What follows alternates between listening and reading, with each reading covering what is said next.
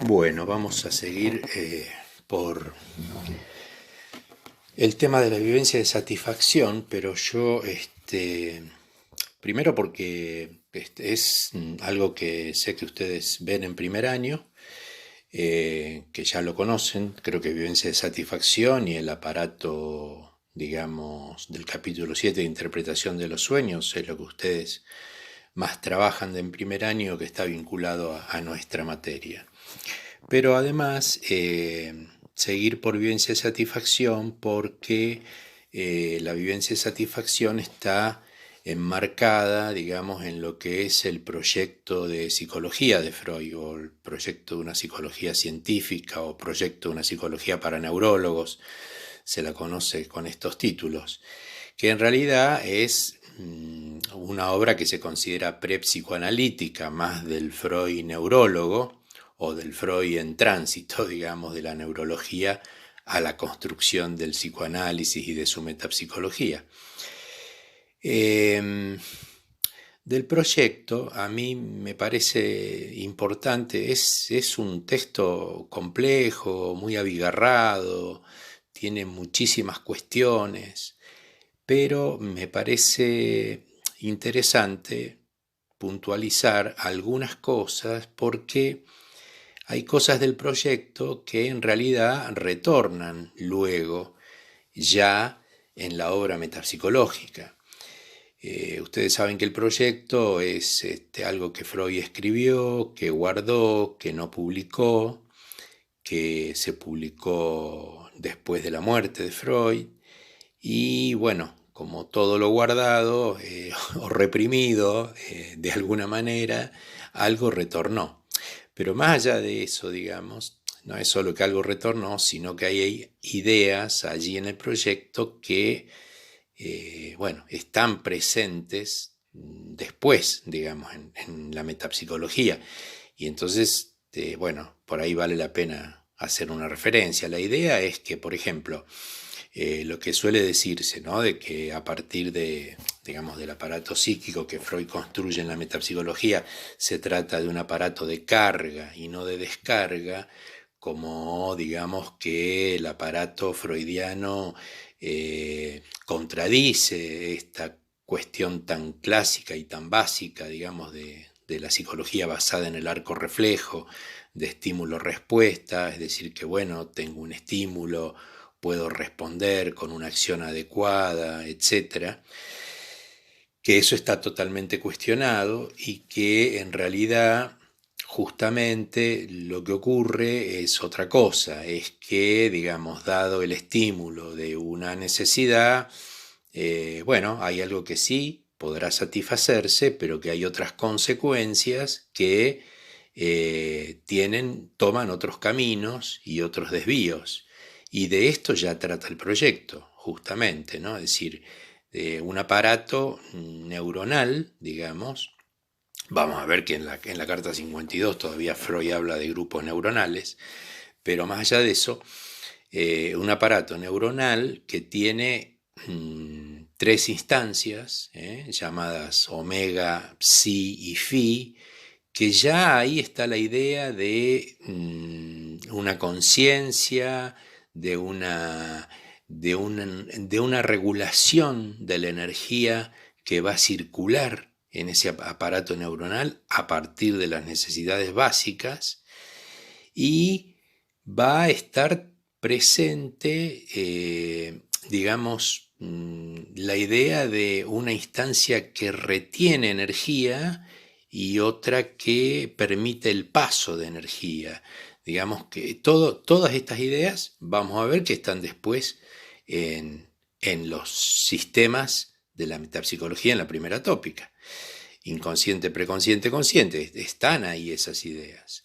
Por otro lado, lo que más me interesa destacar del proyecto es que son dos cosas. Bueno, una esta en relación a lo que decía de la energía y en relación a que se van a construir trayectos y recorridos dentro de ese aparato neuronal justamente en el punto en que no hay descarga. En el punto en que no hay descarga, lo que queda de carga en el aparato neuronal, esa carga que el aparato neuronal va a tener que mantener y soportar y sostener, va a funcionar generando trayectos y conexiones dentro del aparato neuronal, que están siempre dispuestas y en movimiento en movimiento y dispuestas a activarse y vincularse de maneras muy diversas, que es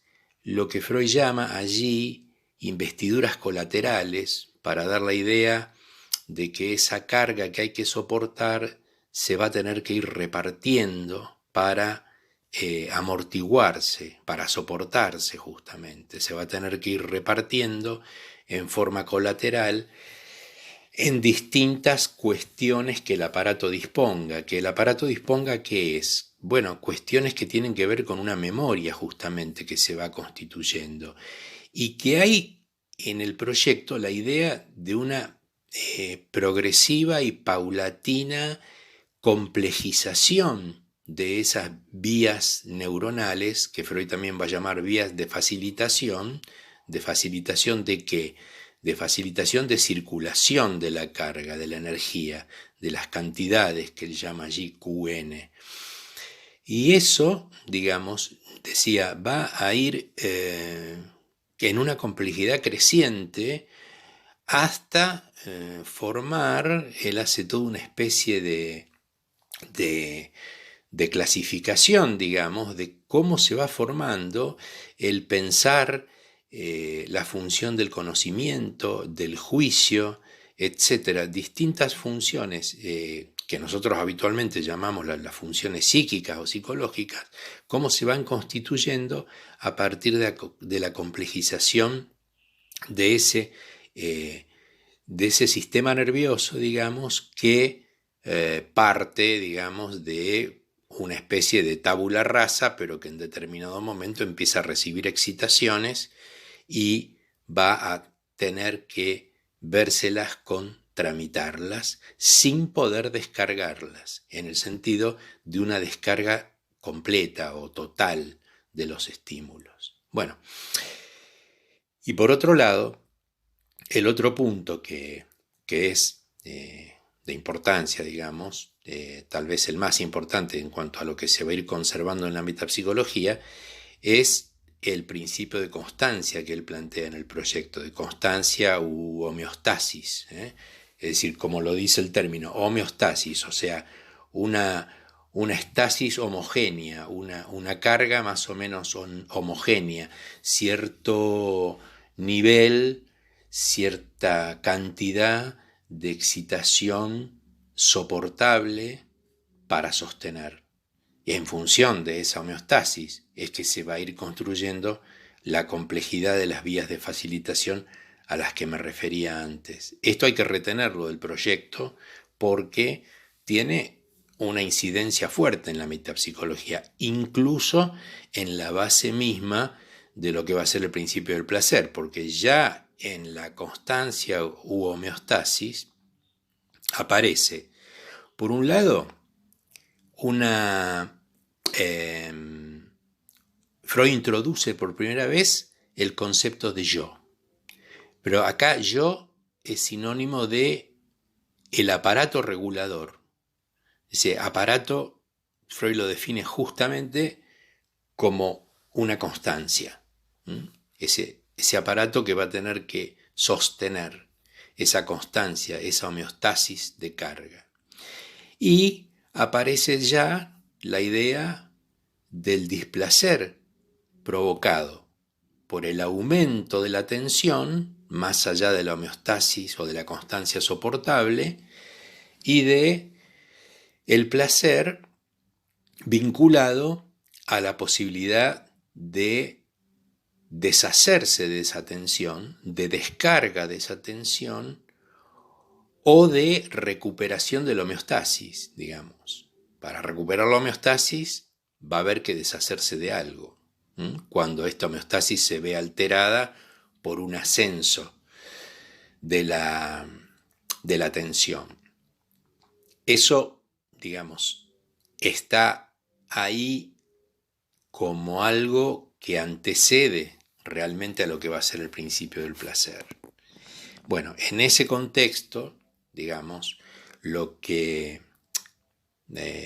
por eso decía, la vivencia de satisfacción está en este contexto, transcurre en este contexto de esa progresiva complejización del aparato neuronal, pero que justamente va a ser uno de los conceptos que hace el salto a lo psíquico, porque, digamos, ustedes van a ver en el programa nuestro que dice la naturaleza, creo que dice la naturaleza psíquica del desear, que la vivencia de satisfacción está en relación a eso, y a la diferencia entre deseo y necesidad, y demanda, va a agregar Lacan, pero bueno, después a lo mejor hacemos una referencia a eso, pero en realidad demanda no es un término de Freud. Por ahora estamos con esto de Freud, pero sí esa distinción entre necesidad y deseo, que es la base, digamos,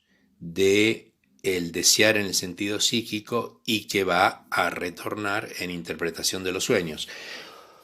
Porque, digamos, ustedes van a ver que en la bibliografía tienen la vivencia de satisfacción como un punto, digamos, uno de los puntos en el programa marcados como bibliografía es en el proyecto.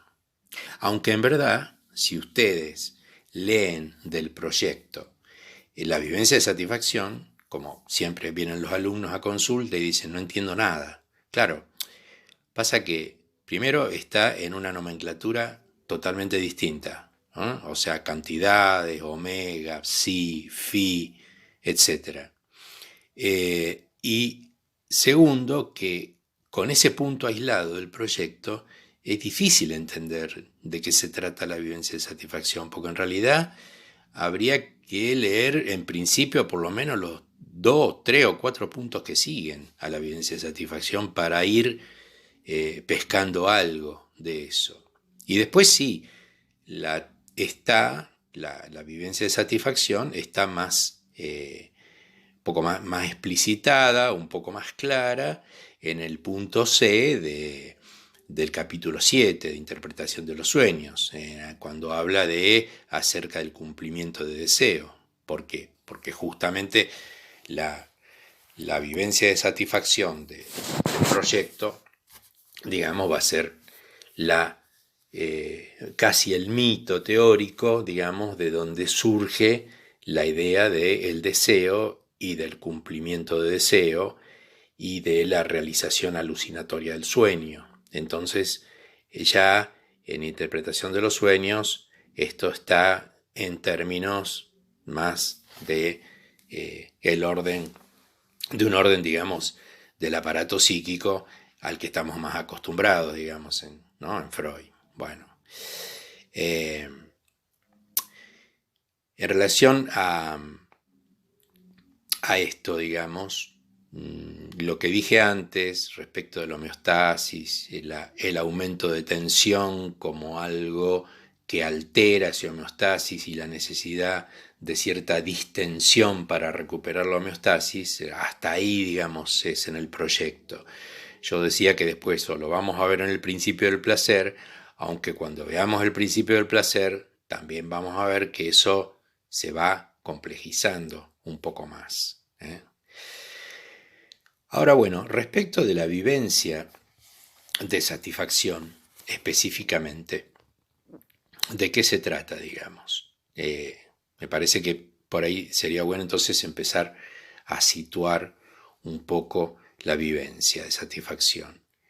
Surgida una necesidad, digamos, se trata obviamente del mito del ser vivo incipiente en sus primeros momentos, en los primeros momentos de la vida, ¿no? Ante lo que dice Freud, la urgencia de la vida, que tiene el apremio de la necesidad y que requiere de una acción específica para satisfacer esa necesidad, que es vital, porque si no se satisface, ese ser vivo muere, y que el humano tiene la particularidad de ser el que más tarda, digamos, en desarrollarse para poder hacer una acción específica por sí mismo. Es decir, digamos, el humano es quien más depende del otro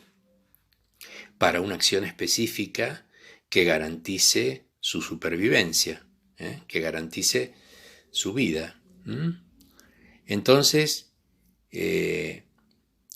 ante la emergencia de la necesidad, lo que se plantea es que hay una acción específica que va a tener que realizar el otro, digamos, la madre o quien esté en este lugar, o quien esté en esta función, digamos.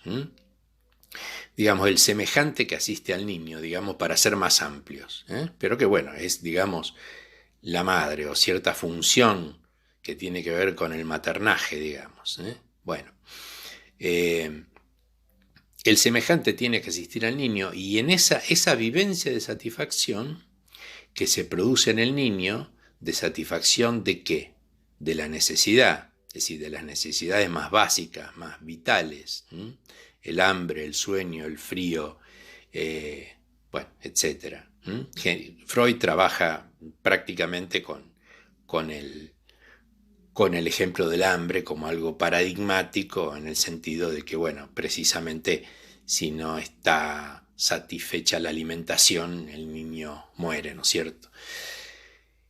Se produce esa vivencia de satisfacción y lo que Freud plantea es que esto deja una huella, o huellas, digamos así, deja huellas que son, digamos así, las primeras huellas de una satisfacción obtenida, y esto hay que aclararlo, de una necesidad. De manera que cuando se produzca otra necesidad, lo que Freud dice es que precisamente en la búsqueda de esa homeostasis, de ese equilibrio homeostático que el aparato va requiriendo, ese principio de homeostasis, ¿qué va a ocurrir? Lo que va a ocurrir es que el aparato va a tender a satisfacerse de lo único que dispone, es decir, de esas huellas habidas, producidas en la primer vivencia de satisfacción. Que ahí hay que subrayar esto de vivencia, ¿no? Porque son huellas de ese orden, digamos, huellas vivenciales para Freud. Es una memoria, pero es una memoria muy rudimentaria. Es la huella vivencial que se va a recargar, mejor dicho, o se va a recurrir a esas huellas de la primera vivencia de satisfacción para intentar satisfacer la nueva aparición de la urgencia que presenta la necesidad. Pero lo que ocurre es que, claro, esas huellas son o constituyen en ese momento lo que Freud llama una alucinación. Es decir, hay un recurso, entonces, ante la reaparición de la necesidad, hay un recurso a formar una alucinación constituida por las huellas, es decir, a alucinar las huellas de la vivencia de satisfacción de aquella primera necesidad. Pero esto no es ninguna acción específica, es una acción alucinatoria, pero no es una acción específica en el sentido de que no está aportando ningún objeto que satisfaga la necesidad que ha vuelto a surgir. Entonces, ¿qué ocurre? La tensión de la necesidad continúa y por lo tanto la alucinación se revela insuficiente, precaria, digamos, inadecuada para satisfacer la tensión de esa necesidad. Por lo tanto, digamos, aquí se produce una nueva acción específica por parte del semejante que va a producir, va a dejar nuevas huellas, que no es ni aquella necesidad ni aquella satisfacción, digo la primera, aquella mítica, es otra. Y por lo tanto, lo que va a empezar a complejizarse es todo un sistema diferencial de huellas. Ya no hay solo un grupo de huellas que se va a alucinar cuando aparezca la necesidad, sino que ya ahora hay la diferencia entre la satisfacción buscada en el recurso a la alucinación de aquellas primeras huellas por oposición a la satisfacción obtenida en esta nueva emergencia de la necesidad y en relación a estas nuevas y otras distintas huellas. De manera que en ese campo de diferencia entre, podríamos decir así, el grupo de huellas 1 de aquella primera vivencia de satisfacción y las otras sucesivas y posteriores huellas de satisfacción de diferentes y múltiples y complejas, cada vez más crecientes necesidades, hay un campo de diferencia que está en esa diferencia entre satisfacción buscada y obtenida. Allí hay algo no satisfecho.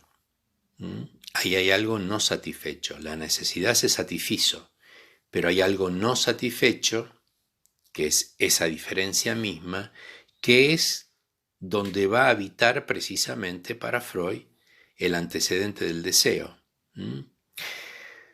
Freud, precisamente en el capítulo 7 de interpretación de los sueños, van a ver que él define al deseo como ese movimiento, como un movimiento que partiendo del displacer busca o procura ir hacia el placer. Busca o se procura el placer partiendo del displacer. Ahora bien, ahí va a haber que diferenciar, porque, digamos, una cosa es el displacer de la necesidad y el displacer de la necesidad se canceló. Pero la diferencia entre las huellas no se cancela, queda como algo que el aparato va a tener que sostener permanentemente. ¿Y dónde se va a realizar el deseo? Ya no se va a realizar en una acción específica.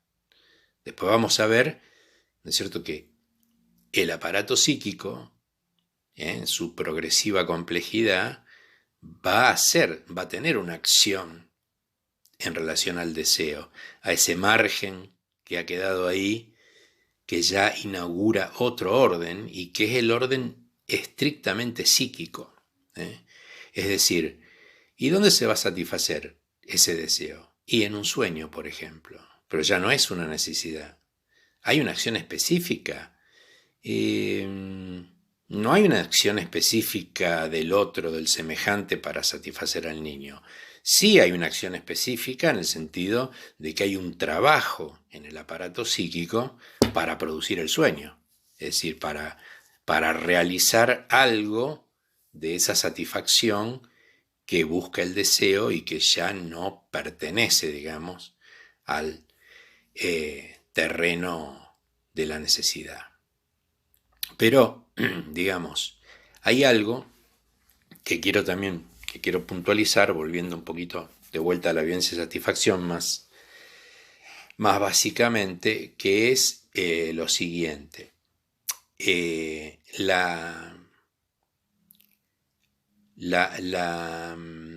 el momento, digamos, en que la alucinación se revela como insuficiente, como ineficaz para satisfacer la necesidad, va a presentarse, Freud esto lo destaca en el proyecto, la cuestión del grito.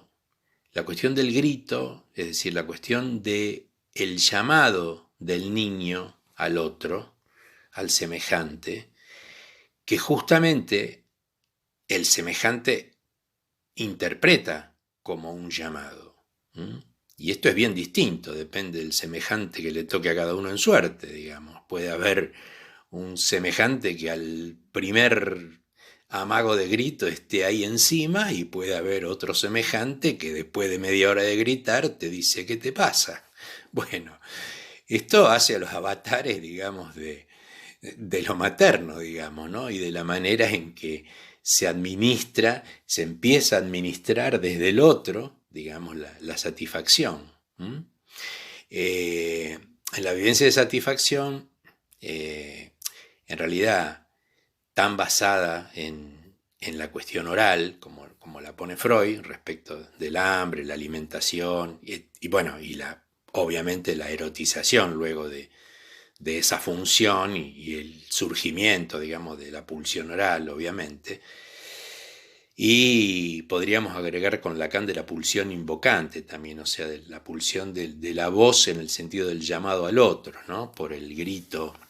Ustedes saben que Lacan agrega una pulsión a las pulsiones freudianas, que es la invocante, bueno, que tiene que ver, es más complejo que esto, pero digamos, tiene que ver básicamente con el llamado al otro y con este grito, digamos, que sería el primer llamado al otro, para el otro, ¿no? Porque el niño grita, el niño no dice te estoy llamando, el niño grita por la tensión displacentera de su necesidad, pero el otro dice me estás llamando, ¿eh? Es el que puede aportar eso ahí. Decía,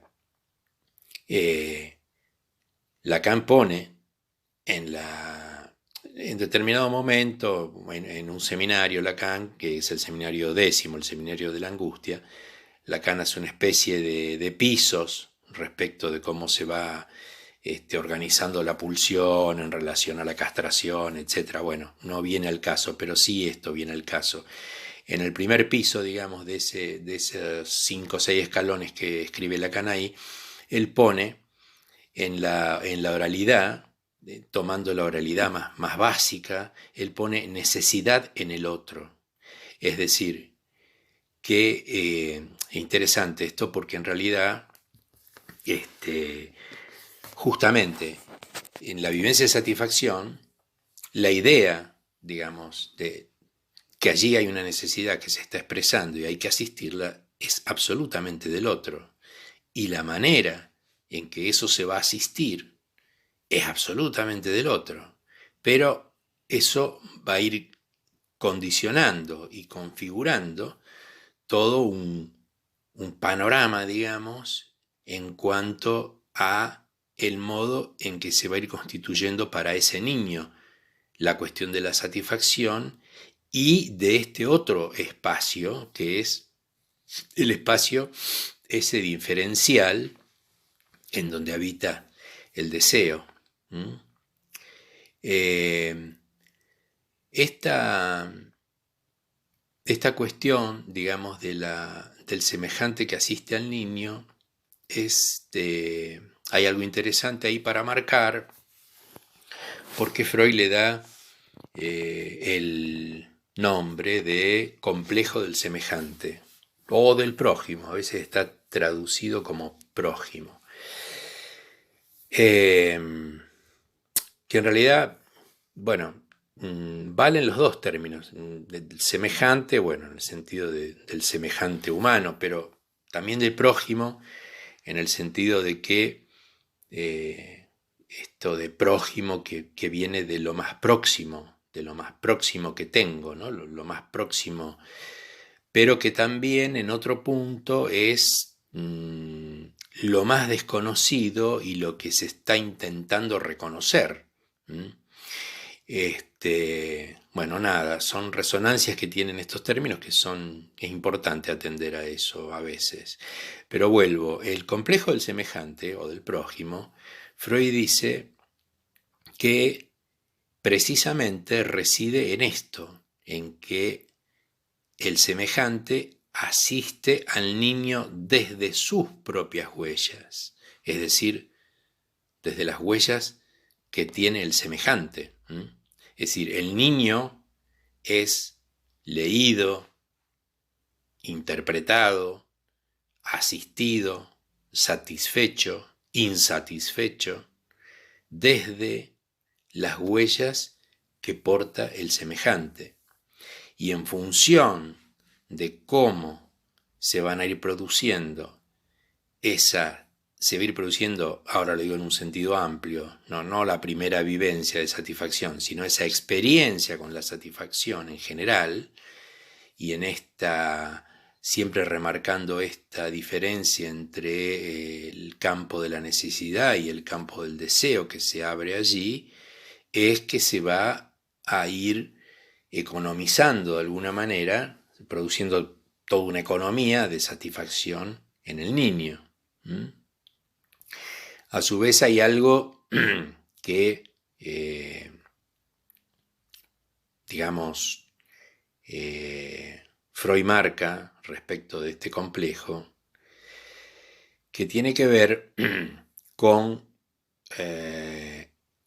lo que él llama dos porciones del complejo del semejante. Él dice que este complejo del semejante tiene una porción variable, digamos, una porción variable que es la variación justamente y la variación, digamos, la alternancia, si se quiere, la variabilidad que tienen las huellas, en el sentido de que precisamente está en juego todo este sistema diferencial, digamos, y variable de huellas.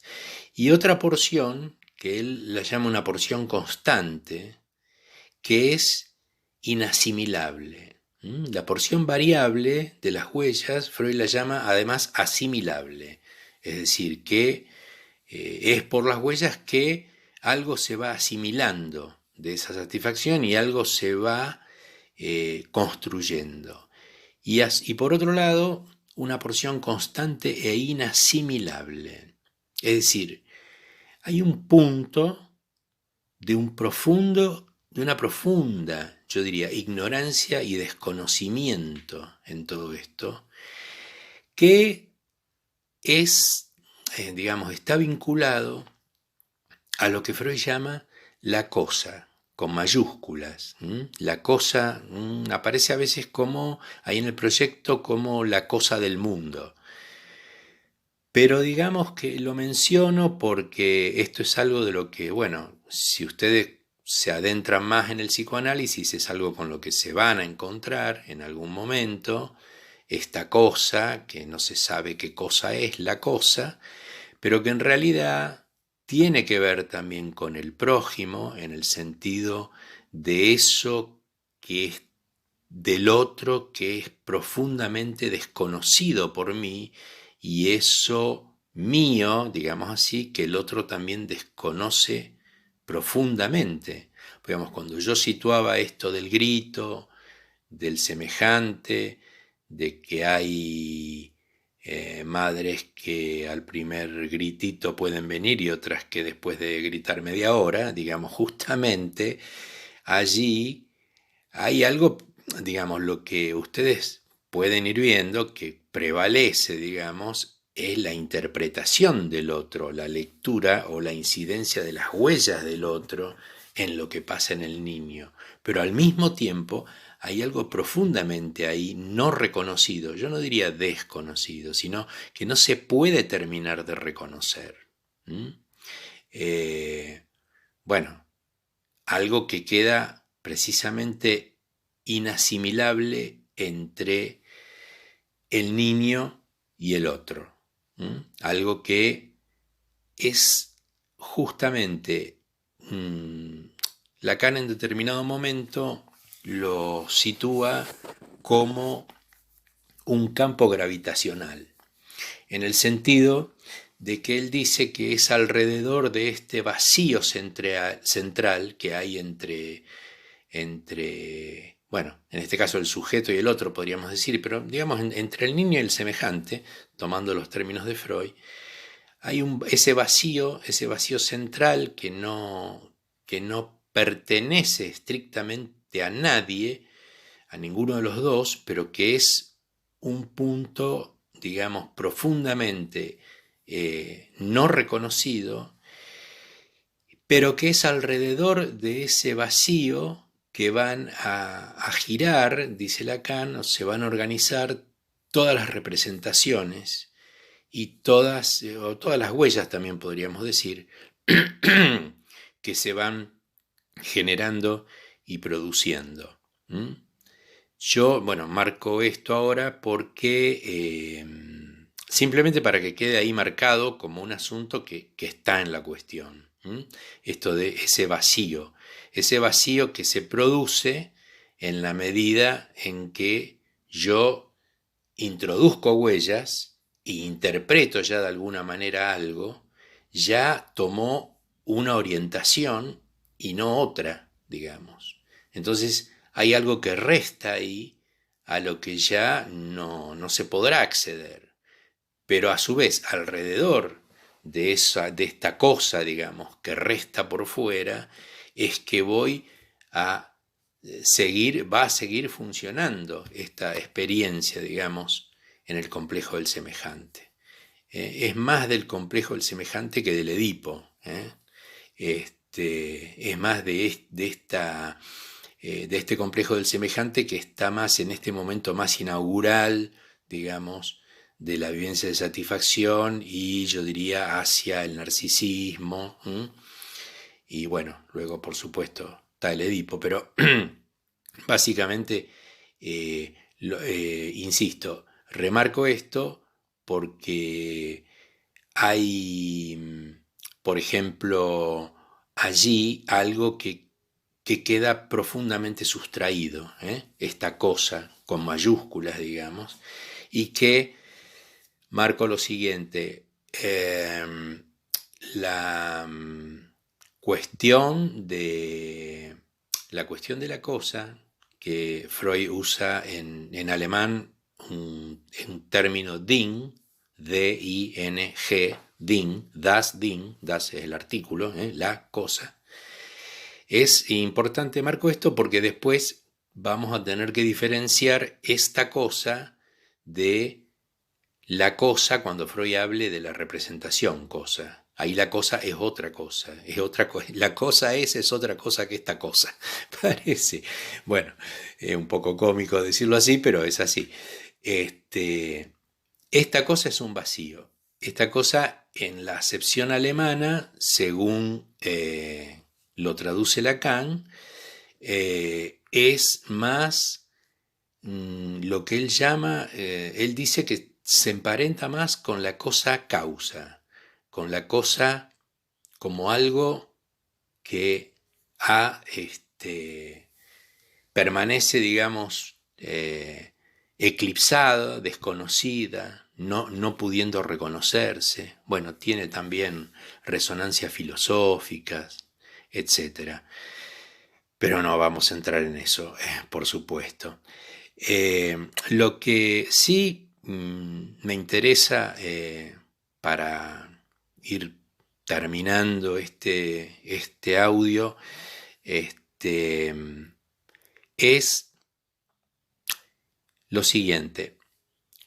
Yo marqué que cuando se repetía la necesidad, la alucinación declinaba y se producía allí el grito y bueno, la nueva asistencia ajena, la acción específica por parte del semejante y ese nuevo orden de huellas diferencial, etc. Quiero remarcar un par de cosas. La primera es esta, repetición de la necesidad. O sea, hay una repetición de la necesidad que hace que la alucinación se revela insuficiente, etcétera. Bueno, todo lo que dije antes. Pero marco repetición de la necesidad para diferenciarlo de lo que podemos hablar, después a lo mejor lo vamos a desarrollar más esto otro en otro momento, de la necesidad de repetición, que no es un mero juego de palabras. La repetición de la necesidad es eso, la repetición de la necesidad. La necesidad de repetición ya es otra necesidad, que no es la repetición de la necesidad, de la urgencia de la necesidad somática, orgánica, para la supervivencia, la que requiere la acción específica, etc.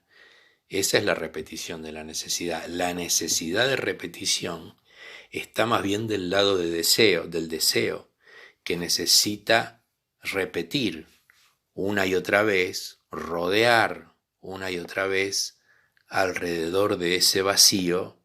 Ustedes podrían decir ahora, eso es la cosa, ese vacío. Y sí, tiene que ver con eso. Pero ya el deseo tiene esa necesidad de repetición, también tiene necesidad de repetición la pulsión. Después lo vamos a hablar eso también.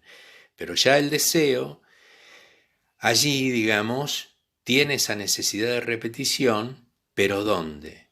En el trabajo netamente del aparato anímico freudiano, ya tal como lo encontramos en la interpretación de los sueños. En el capítulo 7 especialmente, bueno, el famoso que ustedes también ven en primer año, el famoso esquema del peine, como se le dice vulgarmente, ¿no? Es decir, el aparato psíquico de la regresión. ¿De la regresión a dónde? De la regresión a... ¿Por qué Freud dice el sueño es una realización alucinatoria de deseo? Fíjense que ahí alucinatorio vira del adjetivo alucinación nos vamos del sustantivo alucinación, de la vivencia de satisfacción nos vamos al adjetivo, realización alucinatoria. O sea, ¿con qué se quedó el deseo? Con aquello que se pueda tal vez realizar alucinatoriamente, pero que ya no es la necesidad. Porque si la necesidad se realiza alucinatoriamente, lisa y llanamente te morís. En cambio, el deseo puede realizarse alucinatoriamente. ¿A qué aspira? Aspira a encontrar el objeto, entre comillas, que ya no es ninguna acción específica del semejante, sino un trabajo psíquico. Aspira a reencontrar el objeto ese que sea el que va a resolver esa diferencia que hay en la satisfacción. Y aspira a reencontrarlo ¿dónde? Freud nos dice, bueno, en el sueño la regresión es al polo perceptivo, o sea, se trata de encontrar en la percepción nuevamente, como alguna vez hubo, ¿a dónde hubo? En la alucinación hubo. Pero ahora, ¿qué se trata? ¿De encontrar un objeto de la necesidad? No. Un objeto, o sea, quedó ese modo alucinatorio de procedimiento, quedó, pero ya no para la necesidad, para el intento que hace el movimiento del deseo de reencontrar en la percepción algún objeto que lo satisfaga. Y esto es necesidad de repetición del deseo, no es la repetición de la necesidad. Es decir, en algo que Freud va a llamar, después también lo vamos a profundizar un poquito, identidad de percepción.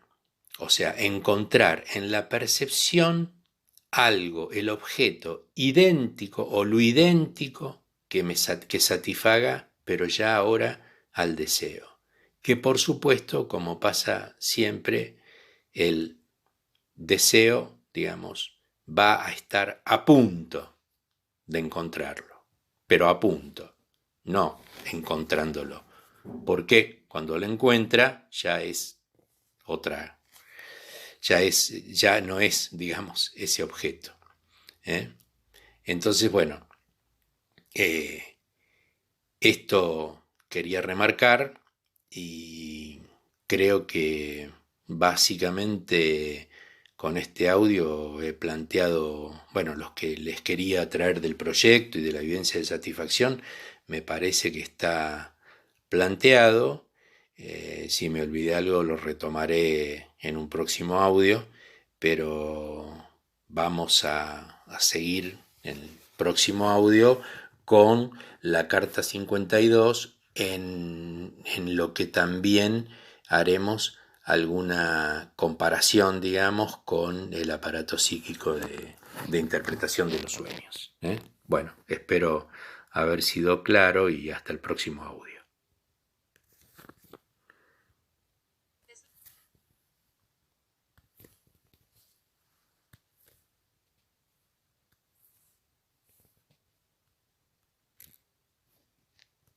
Pausar.